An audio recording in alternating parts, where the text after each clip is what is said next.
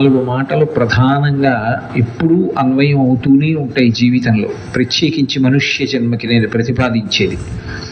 అవి తనువు, కరణము, భువనము, భోగము అని 4 మాటలు. అసలు ఈ 4 మాటలు అర్థం చేసుకుంటే తప్ప జీవితంలో ఒక గురువు యొక్క ఆవశ్యకత ఎందుకు ఏర్పడుతుంది అన్నది అర్థం కాదు. ఇవ్వాలంటే జీవుడు ఈ శరీరంలో ఉన్నాడు, కానీ పూర్వం ఎన్నో శరీరాలలో ఉండి ఎన్నో పాపపుణ్యములను కర్మరూపంగా చేశాడు. వాటన్నిటినీ అనుభవించాలి అంటే ఒక ఉపకరణం ఒకటి కావాలి. ఆ ఉపకరణం లేకుండా అనుభవించడం సాధ్యం కాదు. అందుకే భగవంతుడు చేసేటటువంటి మహోపకారం ఈ శరీరాన్ని ఇచ్చాడు. ఇది 7 ధాతువుల చేత నిర్మింపబడి ఉంటుంది. చర్మము, రక్తము, మాంసము, కొవ్వు, అస్థి, శుక్ల, మేధ అనబడేటటువంటి 7 పదార్థములతో తయారవుతుంది. ఈ తనువు యందు ఈ శరీరము తనంత తానుగా జడము, ఇది ప్రతిస్పందించలేదు. అందుకే వేదాంతంలో దీనికి చిజ్జడ గ్రంథి అని ఒక పేరు. చిత్ దీంతో కలిస్తేనే ఈ జడము పనిచేస్తూ ఉంటుంది. దీని యందు కరణము అని ఒక మాట. కరణములు ఉంటాయి అంటే మనస్సు, బుద్ధి, అహంకారము, ఇటువంటివి. ఈ సూక్ష్మమైనటువంటివి, కంటితో చూడడానికి వీలు కానటువంటివి మనస్సు, బుద్ధి మొదలైనవి లోపల ఉంటే తప్ప ఒక విషయం గురించి సంకల్పం చేయడం, వికల్పం చేయడం, ఒక నిర్ణయం చేయడం, దాన్ని వ్యూహాత్మకంగా అమలు చేయడం సాధ్యమయ్యేటటువంటి పని కాదు. అందుకే మనసు, బుద్ధి మొదలైన వాటివి ఇస్తాడు. అక్కడికి తనువు, కరణము, భువనము, ఈ శరీరం ఉండడానికి ఒక దేశము, ఒక ప్రాంతము కావాలి. అదే భువనము. భోగము, ఎప్పుడూ చేసినటువంటి పాపకర్మ చేత దుఃఖం అనుభవించడం ఒక్కటే కాదు, ఈ శరీరంతో సుఖం అనుభవించాలి. సుఖం అనుభవించాలంటే ఈ సుఖస్థానములన్నీ కూడా ఈ భువనమునందే ఉంటాయి. ఒక గొప్ప జలపాతం కనపడింది అనుకోండి, ఈ కంటితో చూసి సంతోషిస్తాడు. సంతోషించేది మనసు, చూడడానికి కన్ను శరీరంలో అంతర్భాగంగా ఇంద్రియంగా ఉంటుంది. పైన భువనమనంతు జలపాతం ఉంటుంది. జలపాతాన్ని చూస్తాడు, సంతోషిస్తాడు. మంచి పండు దొరికింది, దాన్ని తిన్నాడు, రుచిని అనుభవించి సంతోషిస్తాడు. ఆ రుచిని అనుభవించినప్పుడు తృప్తి చెందేది మనస్సు, తినడానికి ఉపయోగపడేది నోరు, ఆ పండు దొరికేది భువనమునందు. కాబట్టి భువనము, భోగము, కరణము, తనువు, ఈ 4టిని కూడా ఒక వరుస క్రమంలో ఎక్కడ అయోమయావస్థ లేకుండా క్రమవికసనంగా అందంగా ఉండేటట్టుగా ఈ లోకంలో సృజించినటువంటి వాడెవరో వాడు పరమాత్మ. వాడు ఒక్కొక్క శరీరాన్ని ఇచ్చినప్పుడు ఎంతో జాగ్రత్తగా లెక్కలోకి తీసుకుంటాడు. అందులో ఎక్కడ చిన్న పొరపాటు జరిగేటటువంటి అవకాశం ఉండదు. ఇన్ని కోటాను కోట్ల జీవుల యొక్క కర్మలను జ్ఞాపకం పెట్టుకుని ఆ కర్మలలో ఏ కర్మలు అనుభవించాలో, ఎన్ని సుఖాలు అనుభవించాలో, ఎన్ని దుఃఖాలు అనుభవించాలో, ఎన్ని ఊపిర్లు తీసే వరకు శరీరంలో ఉండాలో, ఏ శరీరంలోకి వెళ్ళాలో, ఇన్నిటినీ నిర్ణయం చేసి ఈ 4టిని ఇవ్వడానికి అనుగ్రహము అంటారు. ఈ అనుగ్రహము మళ్ళీ వెనక్కి తిప్పేస్తే ఇంకొకలా ఉంటుంది. ఇలా పరబ్రహ్మము యొక్క అనుగ్రహం చేత ఎప్పుడూ శరీరాన్ని పొందుతూనే ఉన్నాడు అనుకోండి, పుడుతూనే ఉంటాడు, చస్తూనే ఉంటాడు. పునరపి జననం పునరపి మరణం పునరపి జననీ జఠరే చైనం ఇహ సంసారే బహుదుస్తారే కృపయాపారే పహిమురారే. అలా ఎంతకాలం పుట్టి ఎంతకాలం శరీరం విడిచిపెట్టడం, ఆ యాత్రకి అంతు ఉండాలి కదా. అదే పనిగా ఊళ్ళు తిరిగామనుకోండి, విసుగొస్తుంది. అబ్బా, ఎప్పుడు ఇంటికి వెళ్ళో 10 రోజులు ప్రశాంతంగా ఉంటామా అనిపిస్తుంది. అలా ఈ జనన మరణ చక్రము నుండి విడివడి ఎప్పుడు అప్పుడు ప్రశాంతంగా మనం ఎక్కడి నుంచి వచ్చామో ఆ పరమాత్మ యందు ఉండవలసినటువంటి అవసరం ఒకటి ఏర్పడుతుంది కదా. అలా వెనక్కి వెళ్ళిపోవడాన్ని మళ్ళీ ఒక అనుకీషంగా ఈశ్వరుడు మనకి ఇస్తాడు. అది జ్ఞానము చేత సంభవము. ఆ జ్ఞానము వలన ఇక పుట్టవలసిన అవసరం లేని మోక్ష స్థితిని పొందుతాడు. ఆ జ్ఞానము కలిగిందా, అప్పటి వరకు చేసినటువంటి ఒక్క నిరుసు పడితే చాలు కాలిపోతాయి. అలాగే ఒక్కసారి జ్ఞానము కలిగిందా, ఆ జ్ఞానము వలన మోక్షం వస్తుంది. మోక్షము అన్న మాట నేను వాడినప్పుడు ఎప్పుడో శరీరం విడిచిపెట్టేసిన తరువాత వస్తుంది అని ఊహించకూడదు. జ్ఞానము ఏ క్షణంలో కలుగుతుందో ఆ క్షణంలోనే మోక్షం వచ్చేస్తుంది. మోక్షం వచ్చిన తరువాత కూడా ప్రారబ్ధం పూర్తయిపోయే వరకు శరీరంతో ఉంటాడు. ప్రారబ్ధం విడిచిపెట్టేసిన బాణం లాంటిది, ఇక దాన్ని పట్టుకుని వెనక్కి తీయడం కుదరదు.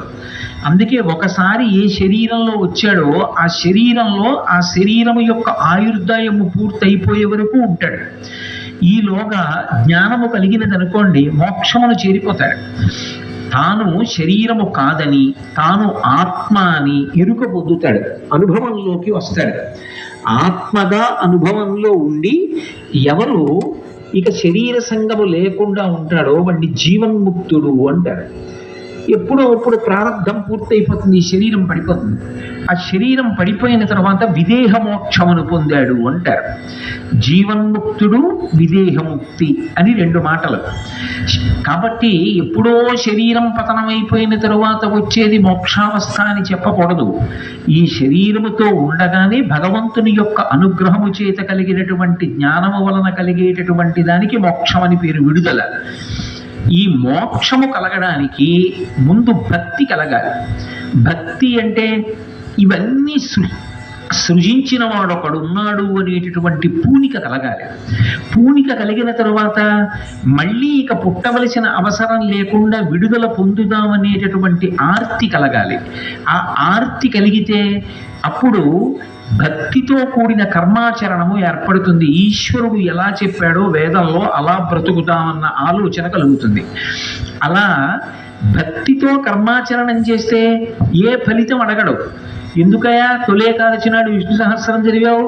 తొలి ఏకాదశి కాబట్టి, ఈశ్వరుడు ఇవాళ శయనంలోకి వెళుతున్నాడు కాబట్టి, చదవకుండా ఉండలేను కాబట్టి. ఎందుకయా ఉపన్యాసం చెప్పావు? చెప్పకుండా ఉండలేను కాబట్టి. ఎందుకయా భారతం చదివావు? చదవకుండా ఉండలేను కాబట్టి. ఎందుకయా ఎప్పుడు పటికి బెల్లం తిన్నవాడు తిరించినట్టు భగవంతుణ్ణి స్మరించి నమస్కరిస్తావు? స్మరించకుండా ఉండలేను కాబట్టి. ఆ స్థితి ఏర్పడిపోతే ఫలితమును ఆశించట్లేదు. భగవంతుని యందు నిరంతర స్మరణలు ఏర్పడతాయి. అది ఒక తైల పాత్ర చేతితో పట్టుకుని వేరొక ఖాళీ పాత్రలోకి నూనెని వంపితే ఒక ధారగా ఎలా పడుతుందో అలా స్మరణలన్నీ భగవంతుని వైపుకి ఒరిగిపోతాయి.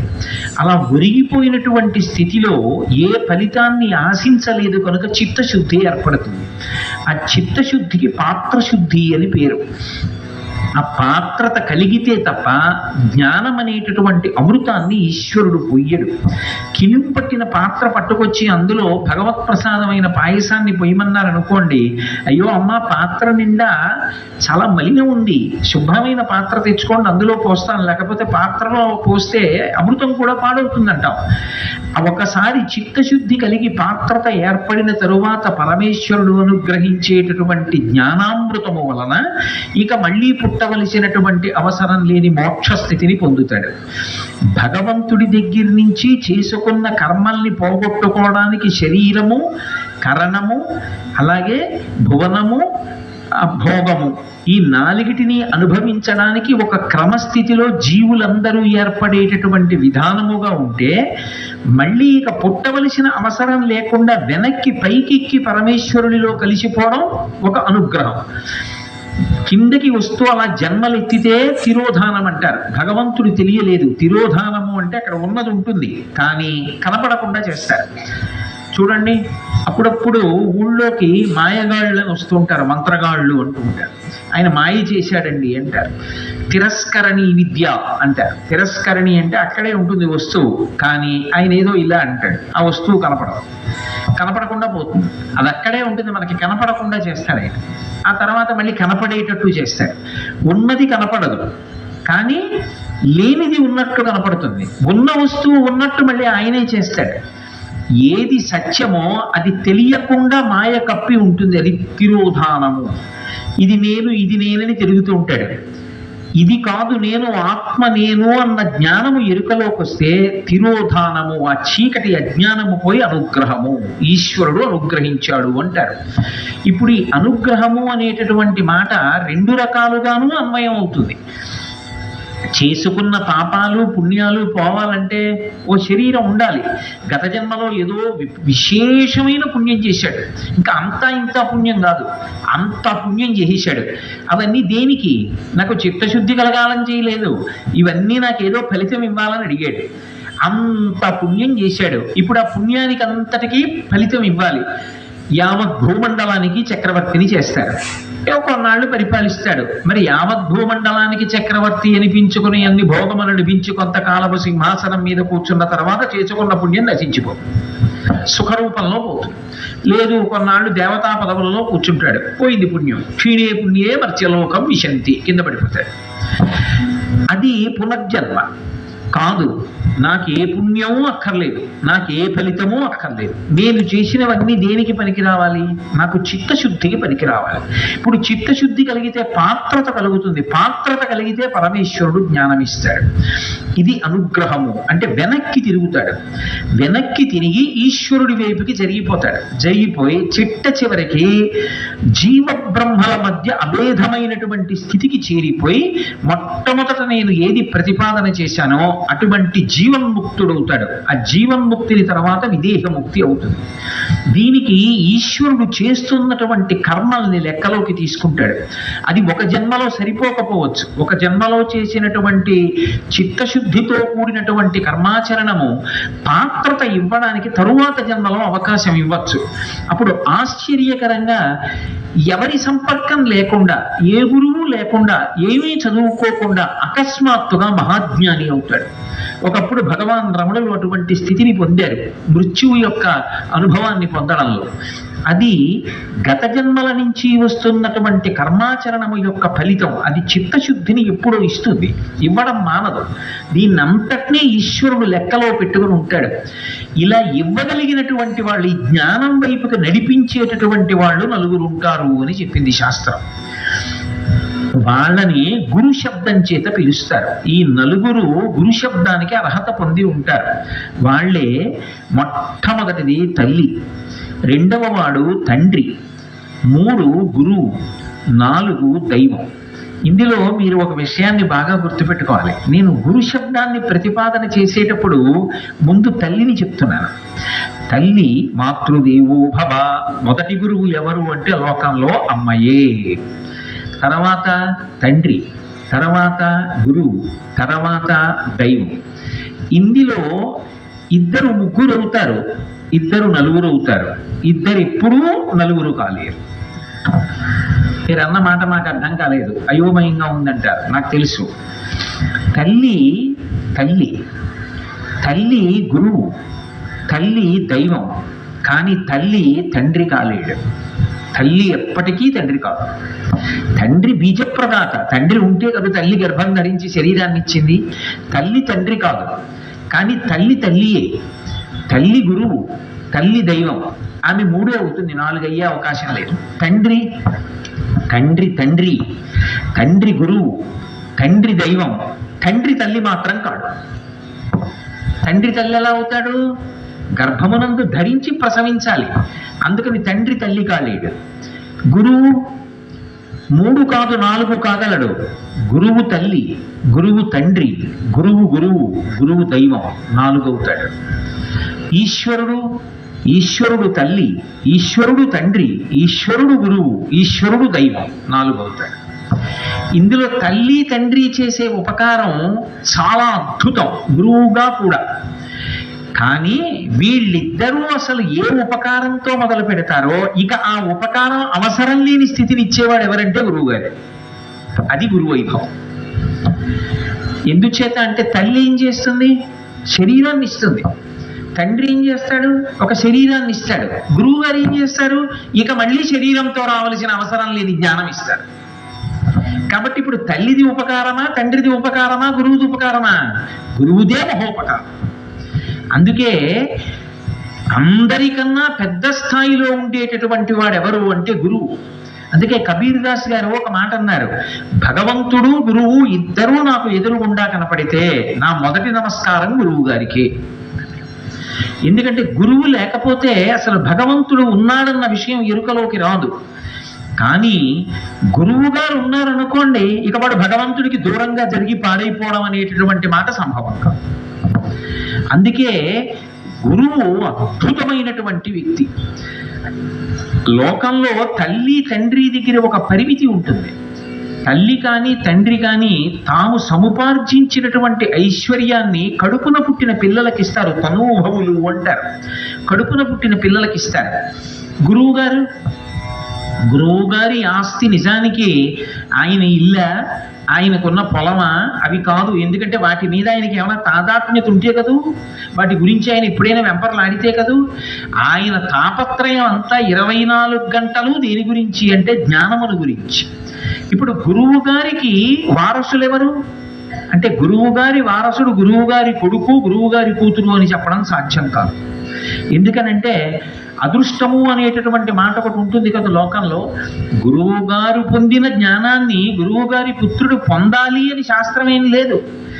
గురువు గారిలా ఆయన వేదాంతం తెలుసుకోవచ్చు, అనుష్ఠానం చెయ్యొచ్చు, చెయ్యకపోవచ్చు. కానీ గురువు గారి దగ్గర విన్నటువంటి శిష్యులలో ఎవడో ఒకడు గురువు గారు ఎలా ప్రవర్తిస్తారో అలాగే ప్రవర్తించి, అలాగే సాధన చేసి, గురువు గారు ఎలా చెప్తారో అలాగే అందిపుచ్చుకొని గురువు గారి తర్వాత లోకానికి చెప్తారు.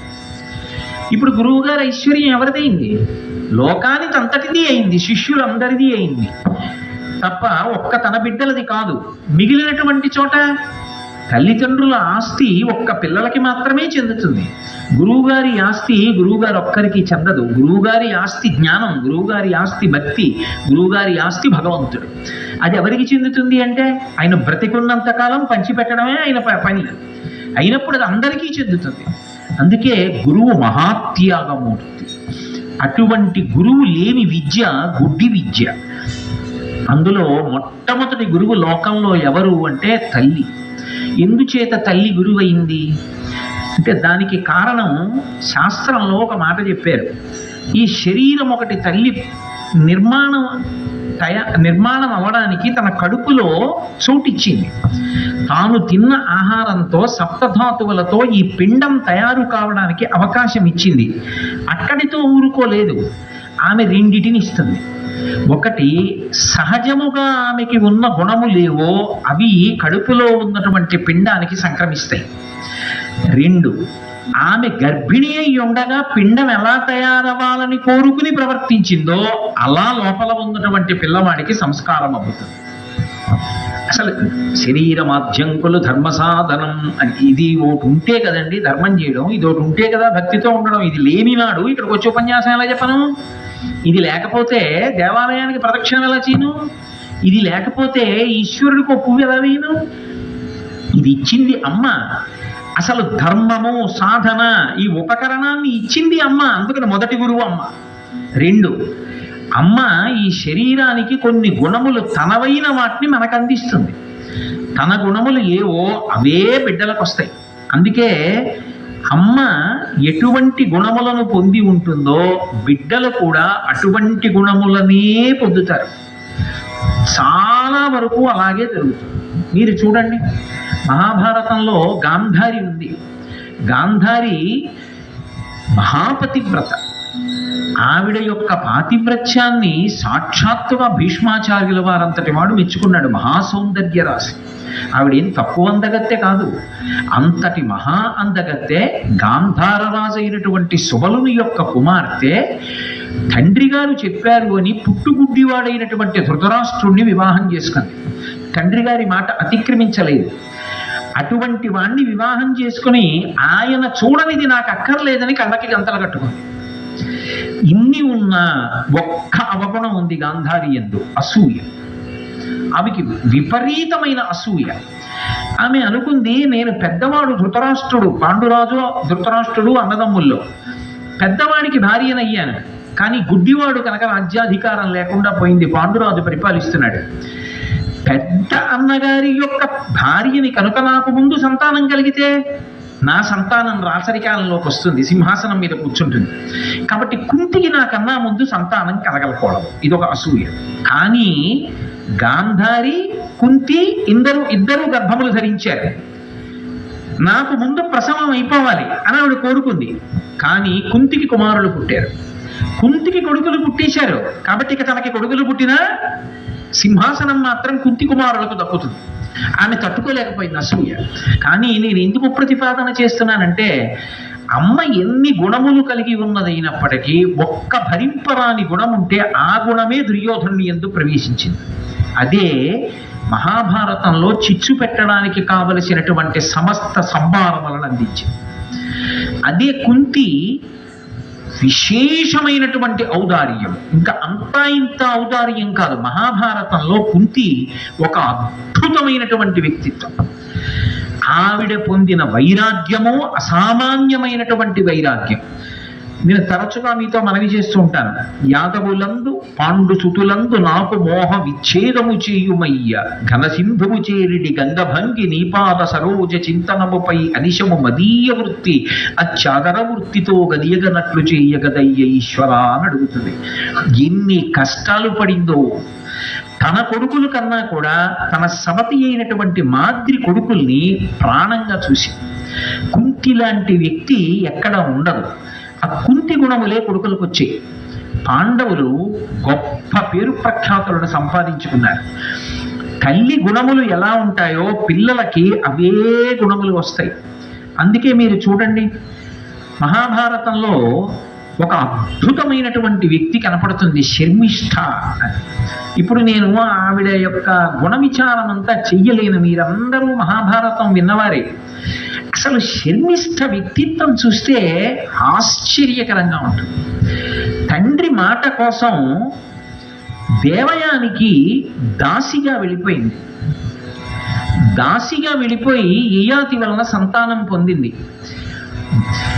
మహా ఓర్పు కలిగినటువంటి స్త్రీ, సుగుణాల రాశి, అంత అతజని కంచ భూమిశురుడంబర చుంబి శిరస్సరజ్జరీము పటల ముహుర్ముహుర్లుటద భంగ తురంగ మృదంగ నిస్వన స్ఫుటనటనాను రూప పరిపుల్ల కలాపకలాపిగాలమున్ అని. అటువంటి హిమాలయ పర్వత ప్రాంతానికి ఆ పాదలేపానాన్ని అలదుకుని తెలుసుకున్నంత మాత్రం చేత వెళ్ళిపోయాడు. అక్కడికి వెళ్ళి ఏవో చూడవలసిన ప్రదేశాలు చూశాడు. అగ్నిహోత్రం సమయం అయిపోయింది, ఆ పాదలేపనం కరిగిపోయింది.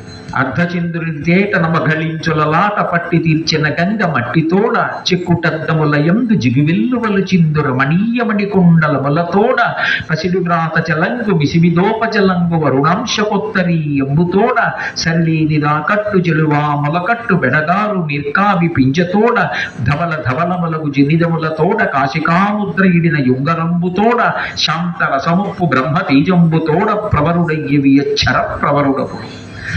ఆ గంధర్వుడు ప్రవరాక్షుడు ఎలా ఉంటాడో అటువంటి పంచకట్టుతో, అటువంటి ఉంగరంతో, అటువంటి యజ్ఞోపవీతంతో, మంచి తేజస్సుతో వెలిగిపోతూ ఏదో ఉదయం వేళ సంధ్యావందనం చేసుకుని పువ్వులు కోసుకుంటున్న వాళ్ళే కనబడ్డాడు. ఈవిడ మళ్ళీ పరిగెత్తుకెళ్ళి తన కోరిక విన్నవించింది. చాలా కష్టం మీద అంగీకరించిన వాళ్ళే అంగీకరించాడు. అకట నిర్దయ బుద్ధి అని కడుదూరె రంభ ఆహా వివేకి వౌదువరి హరిణి చేదు బృంగెద వంచు చిలిక నవ్వె ఘృతాచి మాయలాడితివని తిట్టె మంజుఘోష న్యాయనిష్ఠురములు ప్రార్థించే ఊర్వశి జంకించె రమ్మంచు చంద్రరేఖ చిరునేచి దిశంతులు కొడితివని మేనక విడువ మాయల నటంచు హేమ గొంటవని తిలోత్తమ దివిజ కామినులు రీతి తిరుగువారి గృహ కొల్గొంచు తమలోన నవ్వికొంచు అంటారు పెద్దనగా. మహానుభావుడు నిజంగా తెలుగు భాషకు పట్టాభిషేకం చేశాడు కదండి. ఆ వచ్చినటువంటి అప్సర్వగణం అంతా పరిహాసం ఆడారు. ఆమె వరూధిని.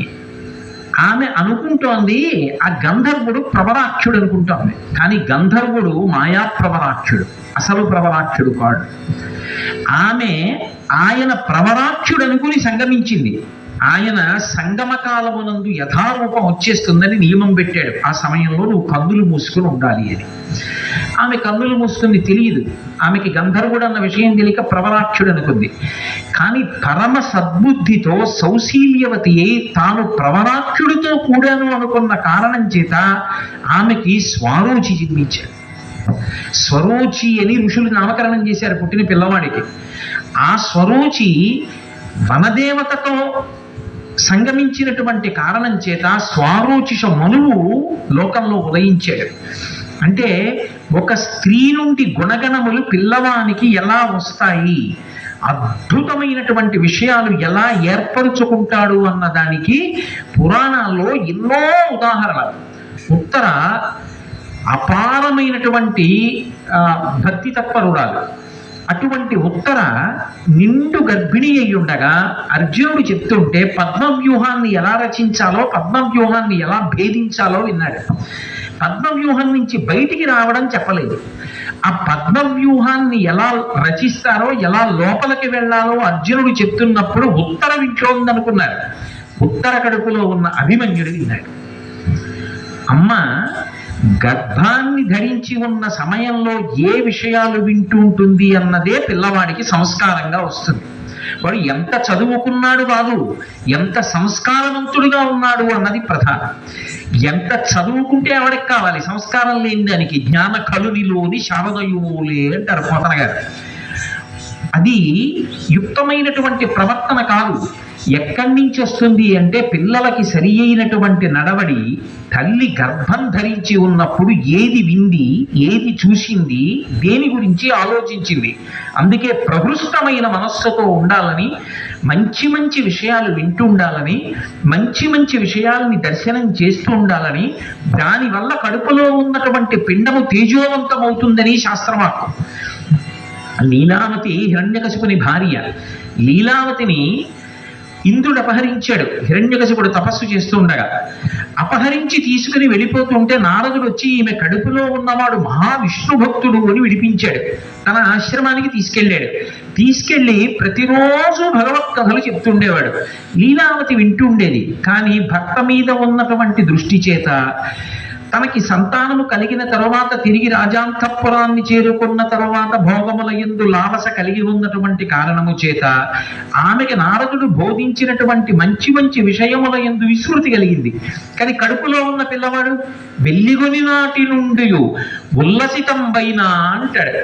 నేను మా అమ్మ కడుపులో ఉన్నప్పటి నుంచి కూడా నాకు నారదుడు చెప్పినటువంటి విషయాలు ఏ ఉన్నాయో అవన్నీ కూడా నాకు జ్ఞాపకం ఉన్నాయంటాడు. అమ్మ కడుపులో ఉన్నప్పుడు పిండము ఏది విందో, ఏది నేర్చుకుందో, ఏది తెలుసుకుందో అది చాలా విశేషమైనటువంటి ప్రభావం చూపిస్తుంది. నేను నా జీవితంలోనే ఎన్నోసార్లు అనుభవంలో చూశాను. నా పిల్లవాడు నా కడుపులో ఉన్నన్నాళ్ళు మీ ఉపన్యాసాలే వినేవాడండి. నేనేదో గొప్పవాడిని మాట అంటలేదు, వాళ్ళకున్న భక్తికి చెప్తున్నానంతే. అవి ఋషిప్రోక్తమైన విషయాలు కాబట్టి నేను చెప్పానని గొప్పవ లేదు, అవి ఋషులు చెప్పారు కాబట్టి గొప్పవి. అవన్నీ విన్నాడండి. మా అబ్బాయి పుట్టిన తర్వాత కూడా వింటూ ఉంటాడు. విచిత్రం ఏంటంటే ఎప్పుడైనా మీ ఉపన్యాసం సీడీ పెట్టి ఆఫ్ చేస్తే పెట్టమని ఏడుస్తాడని చెప్తుంటారు కొంతమంది తల్లులు నా దగ్గర. నేను నిజంగా చూశాను నా జీవితంలో. పిల్లల్ని తీసుకొస్తే వాళ్ళు చిన్న చిన్న పిల్లలు, వాడిని నా తొడ మీద కూర్చోపెట్టుకుంటే వాడు నేను మాట్లాడుతున్నప్పుడు నోరు తెరిచి నా వంక అలా చూసి నా నోరు, నా కంఠం తడుగుతూ ఉంటాడు. అంటే నేను మా అమ్మ కడుపులో ఉన్నప్పటి నుంచి వింటున్న కంఠం ఇదనమాట. ఈ కంఠం ఉన్నవాడు వీడనమాట. వాడు బోసినోరు తెరిచి అలా చూస్తూ నా వంక ఆ నోటిని, కంఠాన్ని తడుగుతూ ఉంటారు పిల్లలు. నా జీవితంలో అటువంటి అనుభవాలు ఎన్నో మార్లు పొందాను. అంటే అమ్మ కడుపులో ఉండగా ఏది విన్నాడో అది పిల్లవాడి మీద అంత గొప్ప ప్రభావం చూపిస్తుంది. అమ్మ గురువు ఎందుకు కాలేదు? అమ్మ అసలు శరీరం ఇవ్వడంలోనే శరీరంతో పాటుగా ఇన్ని గుణములను ఇస్తోంది. ఆ శరీరం ఉన్నది కాబట్టి ధర్మములకు సాధనం ఇచ్చింది. రెండు, అమ్మ కడుపుతో ఉండగా ఏది విన్నదో అదే గుణములుగా పిల్లవాడికి వచ్చాయి. మించి ఇంకొక విశేషం ఉంది. పిల్లవాడికి ఈ లోకంలో మొదటి పరిచయం, పెద్ద విశ్వాసం ఎవరు అంటే అమ్మ ఒక్కతే. అమ్మని మించిన ఓదార్పు, అమ్మ మాటని మించినటువంటి జ్ఞానము లోకంలో పిల్లలకు ఉండవు. ఎంతమంది చెప్పండి వాడు వినడు. అదే అమ్మ చెప్పింది అనుకోండి, నాన్న రోజు బొట్టు పెట్టుకోవాలి నాన్న, బొట్టు పెట్టుకోకుండా ఉండకూడదు, చక్కగా రోజు స్నానం చేసి బొట్టు పెట్టుకుని కనీసం రోజు ఒక్కసారి శ్రీరామ శ్రీరామ శ్రీరామ అని 3 మాటలను నీకు పాలిస్తాను, గడగడా తాగేసి వెళ్ళిపోదు గారివి పాఠశాలకి అందనుకోండి. వాడికి రోజు బొట్టు పెట్టుకోవడం అలవాటు. ఎంత పెద్దవాడు అవనివ్వండి, వాడు బొట్టు పెట్టుకుంటాడు. ఏమిటి రాసాయంగా బొట్లు అవి చిన్నప్పటి నుంచి నీకు అని అమ్మే నేర్పింది అనుకోండి, ఇంక మనకి ఎక్కడి నుంచి వస్తుంది? పోతన గారి పద్యం పిల్లవాడు చదివితే చాలా బాధ. పిల్లవాడు మంచి తెలుగులో ఒక్క వాక్యం చెప్తే బాధ. పిల్లవాడు ఏమైనా మంచి విషయం చూస్తానంటే బాధ. పిల్లవాడు బొట్టు పెట్టుకుంటానంటే బాధ. పిల్లవాడు విభూతి పెట్టుకుంటానంటే బాధ. పిల్లవాడు గుడికెడతానంటే బాధ. తల్లి పడింది అనుకోండి, ఆ పిల్లలకి సంస్కారం ఎలా వస్తుంది? తల్లి ఏ మాట చెప్పిందో ఆ మాటనే పిల్లవాడు చిన్నతనంలో పరమ ప్రమాణంగా స్వీకరిస్తాడు. వాడి జీవితాన్ని ప్రభావితం చేసేది ఏది అంటే అమ్మ మాటయే. దీనికే దత్తాత్రేయుల వారి చరిత్రలో మదాలస వృత్తాంతం అంతా కూడా మనకి ఆ నిలువుటద్దంలా కనపడుతుంది. మదాలస గంధర్వకాంత యథార్థానికి. ఆమెని ఋతధ్వజుడు అనబడేటటువంటి రాజకుమారుడు వివాహం చేసుకున్నాడు. సరే, కథ అనేక మలుపులు తిరగడంలో ఒక రాక్షసుని చేత ఆమె సంహరింపబడింది. సంతానం లేనప్పటికీ అయ్యో యవ్వనంలో ఉన్న భార్య నన్ను నమ్ముకున్నది రాక్షసుడి చేత మరణించింది అని ఆ ఋతధ్వజుడు బెంగ పెట్టుకుని పాపం చాలా దిగులుగా ఉండేవాడు. కొంతకాలానికి ఆయనకి అశ్వతరుడు అని నాగలోకానికి అధిపతి ఆయన బిడ్డలతో పరిచయం అయింది. వాళ్ళతో ఆడుకుంటుండేవాడు. వాళ్ళు బ్రాహ్మణ వేషాల్లో వచ్చి ఆడుకుంటుండేవారు. ఈ ఋతధ్వజుని భార్య మదాలస మరణించింది అన్న మాట తెలుసుకుని ఆ పిల్లలిద్దరూ బాధపడి వాళ్ళ తండ్రికి చెప్పారు. నాన్నగారు ఋతధ్వజుడు బాధపడుతున్నాడండి. ఆయనకి కువలయాశ్వుడు అని ఇంకో పేరు ఋతధ్వజుడికి. ఒకప్పుడు ఒక గుర్రం మీద ఆయన వెళ్ళాడు కాబట్టి మళ్ళీ మదాలసని తెచ్చిస్తే బాగుంటుంది. చచ్చిపోయిన పిల్లని మళ్ళీ తేవడం అంత తేలికరా అన్నాడు తండ్రి. నాన్నగారు మీరు తలుచుకుంటే అవుతుందన్నారు పిల్లల విశ్వాసం పిల్లల్ని. తండ్రి వెళ్ళి హిమవత్ పర్వతం మీద తపస్సు చేశాడు వాగ్దేవి కోసం. ఆమె ప్రత్యక్షమైంది. ఏం కావాలని అడిగింది. ఆయన 2 వరాలు అడిగాడు. సంగీతంలో నన్ను నా సోదరుణ్ణి మించిన వాడు ఉండకూడదు అడిగింది. ప్రస్తుతానికి నాకు నా సోదరుడికి ఇద్దరికి సంగీత విద్య కావాలన్నాడు. ఇచ్చింది. ఆ సంగీతాన్ని కైలాస పర్వతం దగ్గర పరమశివుడు పార్వతీదేవితో కలిసి విహారం చేస్తుండగా పాడి చూపించాడు. సామవేదానికి ప్రీతి చెందినటువంటి పరమశివుడు వరం కోరుకోమన్నాడు. అంటే ఎవరి కోసం? తన కోసం కాదు అడిగింది అశ్వతరుడు. ఋతధ్వజుడి కోసమని మదాలస ఏ యవ్వనంలో ఉండగా మరణించిందో అదే వయస్సులో అదే రూపంతో అదే అందచందాలతో మళ్ళీ లభించాలి. కానీ ఆమె ఇప్పుడు గొప్ప బ్రహ్మవాదిని, యోగిని కావాలి, అంత మహాజ్ఞానిగా పుట్టాలని. తథాస్తు అన్నాడు శంకరుడు. రేపు నువ్వు మీ ఇంట్లో తండ్రి గారికి శ్రాద్ధ కర్మ నిర్వహించేటప్పుడు మధ్యపిండం మీద దృష్టి పెట్టి మదాలసని ధ్యానం చేయి, ఆమె నీకు దొరుకుతుందన్నాడు. అలా అన్నట్టే ఆయన శ్రాద్ధ కర్మ నిర్వహించాడు. మదాలస మళ్ళీ ఏ యవ్వనంలో ఉండగా శరీరం విడిచిపెట్టిందో అదే యవ్వనంలో మళ్ళీ లభించింది. ఇప్పుడు ఆ మదాలసని లోపల ఒక గదిలో దాచాడు. ఋతధ్వజుడిని తీసుకొచ్చాడు. మదాలసని చూపిస్తానన్నాడు. చూపించాడు. ఆయన తెల్లబోయాడు. దేవుడు నా భార్య ఎక్కడుందనుకున్నాడు, చచ్చిపోయింది, ఎలా పుట్టింది అనుకున్నాడు. ఇదంతా చెప్పాడు. మళ్ళీ వాళ్ళిద్దరూ కలుసుకున్నారు. సంతోషంగా పునః జీవితాన్ని ప్రారంభం చేశారు. ఇద్దరూ సంతోషంగా గడుపుతుండగా వాళ్ళకు ఒక కొడుకు పుట్టాడు. ఆ కొడుకు పుట్టిన తరువాత తండ్రి ఋతధ్వజుడు పిల్లవాడికి పేరు పెడుతున్నాడు. ఏమని పేరు పెడతారు అని అడిగి మదాలస. విక్రాంతుడు అన్నాడు. ఆమె ఓ నవ్వు నవ్వింది. అంది. ఏమిటి అలా అంది? పేరు బాగా పెట్టలేదా నేను అనుకున్నాడు. అయిపోయింది. ఇంకో కొడుకు పుట్టాడు. ఏం పేరు పెడతారంది. సుబాహు అన్నాడు. ఆమె మళ్ళీ అంది. ఏం మళ్ళీ ఇలా నవ్వింది, మళ్ళీ బాగా పెట్టలేదా అనుకున్నాడు. మళ్ళీ ఇంకో కొడుకు పుట్టాడు కొంతకాలానికి. ఇప్పుడు ఏం పేరు పెడుతున్నారు? శత్రుమర్దనుడు అన్నాడు. ఆవిడ మళ్ళీ ఇలా అన్నది. ఆమె ఏం చేసేదంటే ఈ 3 పిల్లలు పుట్టినప్పుడు ఒక్కొక్క పిల్లవాడిని, అంటే మొదటి పిల్లవాడు పుట్టగానే వాడిని ఊయలలో పెట్టి, ఓరి నాయన ఎందుకురా ఏడుస్తావు, ఈ ఊయలు ఊపితే అటు వెళ్ళి ఇటు రావడం నీకు సంతోషంగా ఉందా? బహుశా మదాలస చెప్పిన పాఠమే చాలా తేలిక భాషలో అడుగులా హాయి ఇదేమి హాయిరా, ఈ శరీరం పొందుతూ ఉండడం, కొన్నాళ్ళు ఉంటూ ఉండడం, మళ్ళీ శరీరం విడిచిపెడుతూ ఉండడం, మళ్ళీ విడుతూ ఉండడం, మళ్ళీ ఎక్కడో పుడుతూ ఉండడం, మళ్ళీ విడిచిపెడుతూ ఉండడం, ఇదేమి యాత్రరా నాయన. నువ్వు ఈ శరీరం కాదు, నువ్వు పంచభూతాలు కాదు, నువ్వు ఆత్మ. నువ్వు తెలుసుకో జ్ఞానంతో. దీనికోసం మహాపురుషుల్ని ఆశ్రయించు, భక్తితో కూడినటువంటి జీవనం చేయి అని ఆవిడ అనేక విధములుగా బోధ చేస్తూ పసితనంలోనే పిల్లవాడిని ఊయల ఊపుతూ నేర్పింది. ఆ వేదాంత నేర్పడంలో ఆ పిల్లవాడు కొంచెం పెద్దవాడు అవగానే వైరాగ్యంతో పరబ్రహ్మాన్ని తెలుసుకోవాలన్న బుద్ధితో వెళ్ళిపోయాడు. విక్రాంతుడు వెళ్ళిపోయాడు, వెనక పుట్టిన సుబాహువు వెళ్ళిపోయాడు, వెనక పుట్టిన శత్రుమర్దనుడు వెళ్ళిపోయాడు. 4వ కొడుకు పుట్టాడు. పుట్టిన తర్వాత తండ్రి పేరు పెడతానన్నాడు. అంటే పేరు పెడతానంటే ఆవిడ అలాగే పెట్టండి, ఏ పేరు పెడతారని. ఆయన పెట్టబోయి పేరు ఆగి అన్నాడు, 3 మార్లు పెట్టాను అని నవ్వావు, నువ్వు పెట్టాను. ఏ పేరైతే ఏమిటి దీనికి? అలర్కుడనండి అంది. అలర్కుడు అంటే తెల్ల జిల్లేడు పువ్వుల చేత భూషింపబడిన చెట్టు, తెల్ల జిల్లేడు చెట్టు. అలా పెడతారా ఎవరైనా పేరు? అలర్కుడు అని పెట్టింది. ఏమిటి అలా పెట్టావు అన్నాడు. మీరు పెట్టినవి బాగున్నాయా అన్నారు కాబట్టి చెప్తున్నాను, మీరు పెట్టినవి బాగున్నాయా? ఎందుకు బాగులేవు అన్నాడు. విక్రాంతుడు అన్నారు మీరు. క్రాంతి అంటే గమనం, కదలిక, మార్పు, దేనికోసం ప్రయాణం, సాధన. విక్రాంతి విశేషమైనటువంటి క్రాంతి. దేనికి? దీనికే. ఇది జడము, తనంత తాను కదులుతుందా? తనంత తాను మార్పు ఉంటుందా? లోపల చైతన్యం ఉంది కాబట్టి శరీరానికి పేరు అన్వయం అవ్వదు. లోపల ఆత్మకి కొత్తగా కదలడానికి దారి ఇది, వ్యాపించడానికి మార్గం ఇది.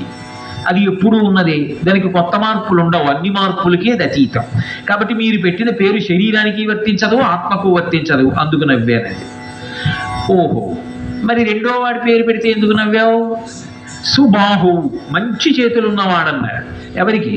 ఈ శరీరానికా? దీనికి మంచి చేతులు ఏమిటి, చెడ్డ చేతులు ఏమిటి? దీని చేతులు జడం. ఆ చేతులుగా పని చెయ్యవుగా, లోపల చైతన్యం ఉంటే పని చేస్తాయి. కాబట్టి మంచి చేతులు ఉన్న పేరు ఏమిటి శరీరానికి? ఇంకా లోపలున్న ఆత్మ కట్టారా? ఆత్మకి చేతులా కాళ్ళ? అది కాంతి స్వరూపం. కాబట్టి శరీరానికి పేరు పెట్టావా, ఆత్మకి పేరు పెట్టావా? రెండింటికి కుదరదు, అందుకు నవ్వావు. ఓహో, శత్రుమర్దనుడు అని పెట్టా, ఎందుకు నవ్వావు? ఆత్మకి శత్రువులు ఎవరు? శరీరము జడము, దీనికి శత్రువులు ఎవరు? చైతన్యం లేనప్పుడు. అన్వయం కాలేదు, అందుకు నవ్వారు. మరి అలర్కుడని పేరెంటికి పెట్టావు అని. అసలు ఈ రెండింటికి తగిన పేరు పెట్టడానికి ఎక్కడ లోకంలో లేదు కాబట్టి ఏది పెడితే తప్పని అలా పెట్టాడు. ఆయన అన్నాడు, ఇప్పటికి 3 పిల్లల్ని ఉయ్యాలలో వేసి వేదాంతం చెప్పావు. ఊయలలో వేసి నువ్వు చెప్పిన వేదాంతానికి 3 పిల్లలు వెళ్ళిపోయారు రాజ్య పరిపాలన చెయ్యకుండా. నేను మహారాజుని, నాకు ఓ కోరిక ఉంటుంది. కడుపున పుట్టినటువంటి పిల్లలు వృద్ధిలోకి వచ్చి రాజ్య పరిపాలన చెయ్యాలి, ప్రజాక్షేమం చూడాలని ఉంటుందా?